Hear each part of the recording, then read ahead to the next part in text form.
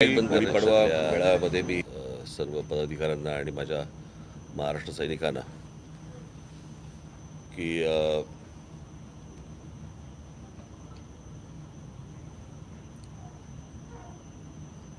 यावेळेस नरेंद्र मोदी यांना आपण पाठिंबा द्यायचा आहे.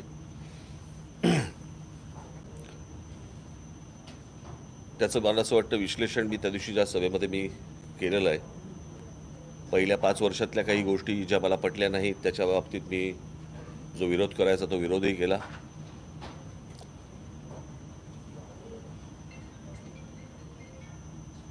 अनेक वेळा सांगतात लोक की राज ठाकरेंनी भूमिका बदलली. प्रश्न 2014च्या अगोदरची भूमिका ही निवडून आल्यानंतर सत्तेत आल्यानंतर जर तिकडे भूमिका बदलू शकते तर मला असं वाटतं की मला भूमिका बदलणं आवश्यक होतं.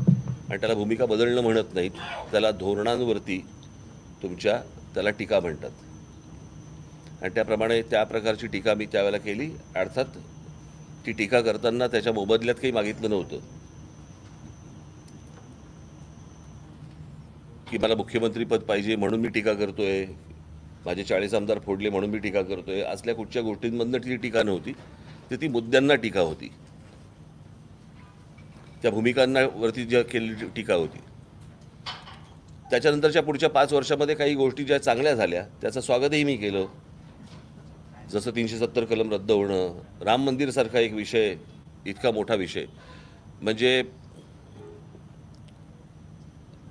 खरं तर राम मंदिर ही गोष्ट आपल्याला काय धर्माच्या आधारावरती राष्ट्र उभं नाही करायचे, परंतु 1992 पासून ते 2024 पर्यंत एक रखडलेली गोष्ट, ज्याच्यामध्ये आजपर्यंत इतक्या कारसेवकांनी ज्यांनी आपली स्वतःची आहुती दिलेली आहे.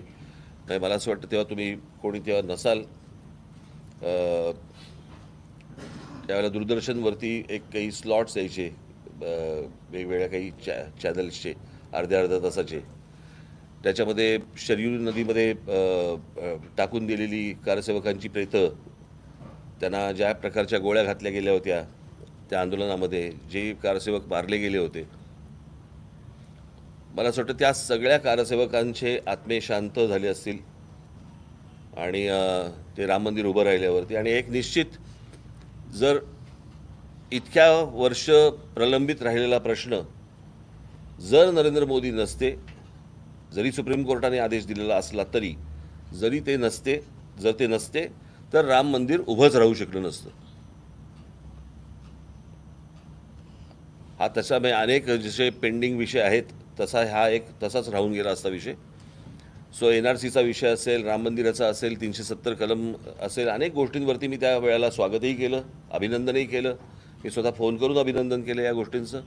काही गोष्टी चांगल्या होताना जेव्हा दिसायला लागतात त्यावेळेला मला असं वाटतं की एका बाजूला एक धडगुजरं कडबोळं आणि एका बाजूला एक खंबीर नेतृत्व, अशा वेळेला पुन्हा त्यांना एकदा संधी देणं हे आवश्यक आहे असं मला वाटलं. आणि म्हणून मी पक्षाने आमच्या ठरवलं की त्यांना नरेंद्र मोदी यांना पंतप्रधान पदाची पुन्हा एकदा संधी देण्यासाठी म्हणून पाठिंबा द्यावा. अर्थात महाराष्ट्रासाठीच्या म्हणून आमच्या काही मागण्या आहेत, त्या त्यांच्यापर्यंत जातीलच, त्यांच्यापर्यंत पोचल्या जातीलच. त्याच्यामध्ये मराठी भाषेला अभिजात भाषेचा दर्जा देण्यापासून अनेक गोष्टी आहेत. महाराष्ट्रातल्या गडकिल्ल्यांचं संवर्धन, त्या दिवशी जो तरुणांचा मी विषय केला होता, की आता या सगळ्याच्यामध्ये काही गोष्टी अशा असतात की औद्योगिकदृष्ट्या महाराष्ट्र हा खूप पुढे हरलेला आहेच. म्हणजे त्याच्यामध्ये आणि उद्योगधंद्यांमध्ये किंवा उद्योगपतींना पहिल्या ज्यांना प्रेफरन्स म्हणतो आपण, असा वाटणारा हे महाराष्ट्र राज्य हे एकमेव राज्य आहे. आणि माझी अपेक्षा आहे की नरेंद्र मोदी यांनी सर्व राज्य ही त्यांच्या समान अपत्यांसारखी पाहणं आवश्यक आहे, समान मुलांसारखी पाहणं आवश्यक आहे. गुजरात त्यांना प्रिय असणं हे स्वाभाविक आहे, कारण ते गुजरातमधले आहेत, ते गुजराती आहेत. परंतु इतरही राज्यांकडे त्यांनी त्याच प्रकारचं लक्ष या पुढच्या 5 वर्षामध्ये दिलं जाईल अशी माझी अपेक्षा आहे. आणि पुढे कशा प्रकारे त्यांची पावलं पडत आहेत मला असं वाटतं हेही पाहणं तितकंच आवश्यक आहे आणि गरजेचं आहे. परंतु आज मी त्यांना जो पाठिंबा दिलेला आहे त्या पाठिंब्यावरती मी आज पक्षाची इथे पदाधिकाऱ्यांची, आमच्या पक्षाच्या नेत्यांची, आमच्या पक्षाच्या सरचिटणीसांची, महिला आमच्या सगळ्या आलेल्या आहेत त्यांची, पदाधिकाऱ्यांची बैठक आज इथे लावली. भारतीय जनता पक्ष, शिवसेना आणि राष्ट्रवादी काँग्रेस या तीन पक्षातल्या लोकांनी, तीन पक्षातल्या उमेदवारांनी किंवा त्यांच्या लोकांनी आमच्या कोणत्या लोकांशी संपर्क साधायचा आहे, कोणाशी बोलायचं आहे आणि पुढे कशा प्रकारे जायचं आहे या प्रकारची यादी 1-2 दिवसामध्ये आमच्याकडनं तयार होईल. त्याप्रमाणे ती त्यांच्यापर्यंत जाईल आणि आमच्याही जे पदाधिकारी असतील, माझे जे महाराष्ट्र सैनिक असतील त्यांनाही ते योग्य मानाने वागवतील अशी माझी अपेक्षा आहे. आणि त्यांनी कोणाशी संपर्क साधायचा आहे, काय करायचं आहे, कारण त्याच्यामध्ये मग घोळ नको की हा आला तो आला असल्या काही गोष्टी नको. त्याच्यामुळे त्यांनाही कळलं पाहिजे की कोणाशी संपर्क साधायचा आहे, ज्याच्यातनं आमचे लोक कशा प्रकारे काम करतील आणि पूर्णपणे सहकार्य करायचं आणि पूर्णपणे प्रचार करण्यासाठी म्हणून मी सगळ्यांना सांगितलेलं आहे. परंतु कोणाशी संपर्क साधायचा आहे त्यांनी आमच्या लोकांशी ते आत्ता त्यांना सांगितलं जाईल. त्याप्रमाणे संपर्क साधल्यावरतीच प्रत्यक्ष काम सुरू होईल. त्याच्यासाठी जी आजची बैठक होती ती आत्ताच पार पडली.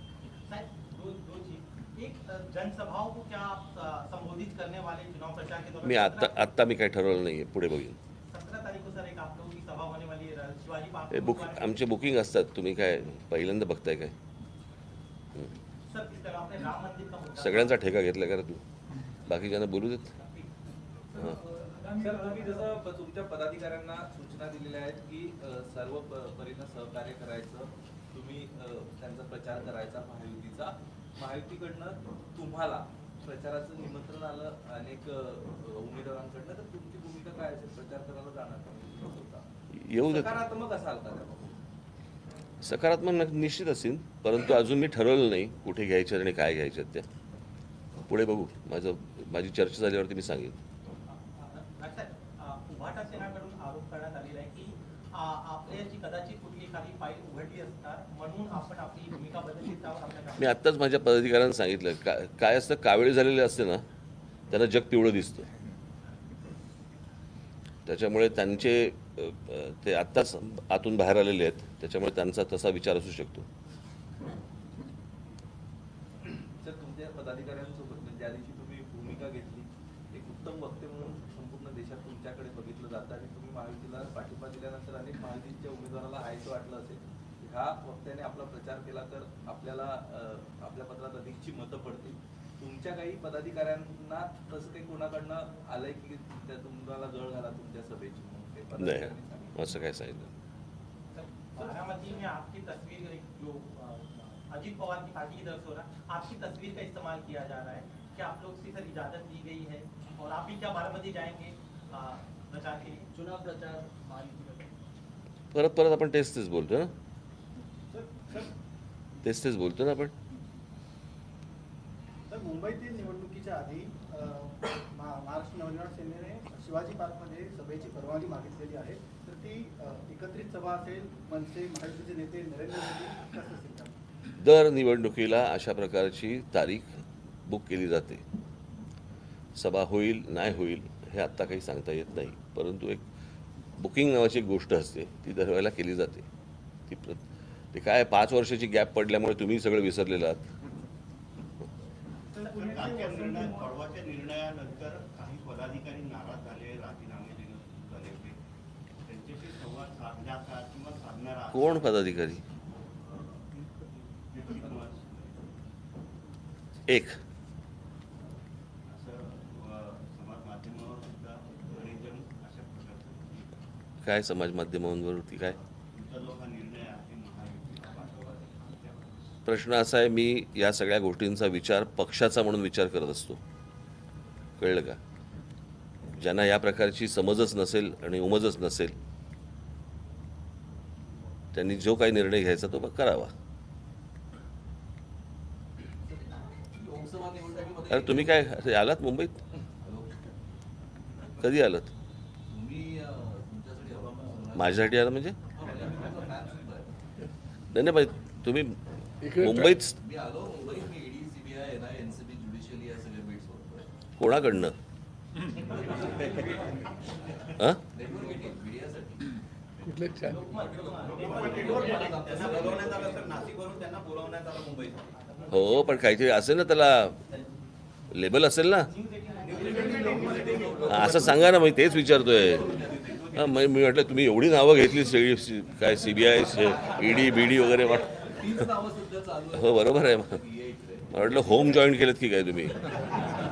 हां बोला बोला. महत्त्वाचं आहे की लोकसभा निवडणुकीमध्ये एक जरी उमेदवार तुमचा नसला तरी विधानसभा निवडणुकीमध्ये तुम्ही निवडणुकीच्या तयारीला लागा असा गुढीपाडा सभेतच सांगितलं. त्याची रंगीत तालीम म्हणून सुद्धा तुम्ही लोकसभा निवडणुकीकडे पुनर्बांधणी म्हणून बघताय का? कारण गेल्या निवडणुकांमध्ये अशा अनेक जागा आहेत की ज्या ठिकाणी मनसेचा जनाधार प्रचंड होता. अर्थातच बघणार ना मी.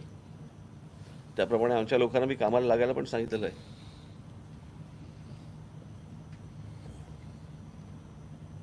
सर, आचारसंहिता वाले जे आहेत त्यांच्यावरती तुम्ही त्या दिवशी टीका केली.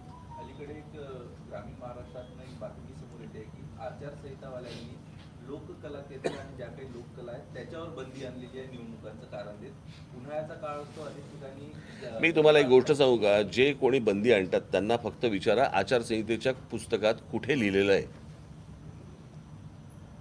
ज्यांना ज्यांना आचारसंहिता म्हणून जिथे जिथे त्रास दिला जातोय तिथे फक्त त्यांना विचारायला सांगा, जे कोणी अधिकारी येतील त्यांना, हे कुठे लिहिलेलं आहे. मला आचारसंहिता जी माहिती आहे त्याप्रमाणे मी ह्या उमेदवाराला या निशाणीवरती तुम्ही बटण दाबून निवडून द्या, हे जोपर्यंत मी बोलत नाही तोपर्यंत ते कुठच्याही आचारसंहितेच्या खाली येत नाही. कारण अलीकडे लोककला जी आहे ती लोप पावत चालली आहे. ते पण लोककलेचा त्याचा काही संबंध नाही आहे.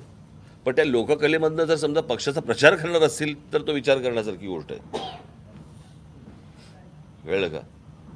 म्हणजे तुम्ही लोककलेच्या नावाखाली जर समजा प्रचार होणार असेल तर ते मला नाही वाटत आचारसंहितावाले मान्य करतील, किंवा त्यांना त्या खर्चामध्ये टाकायला सांगा. काल उद्धव ठाकरे यांनी पालघरमध्ये सांगितलं की महाराष्ट्रात मोदीचा सिक्का नाही चालणार, आमचा सिक्का चालणार आहे. ठाकरे आणि पवार चल आपण भेटू.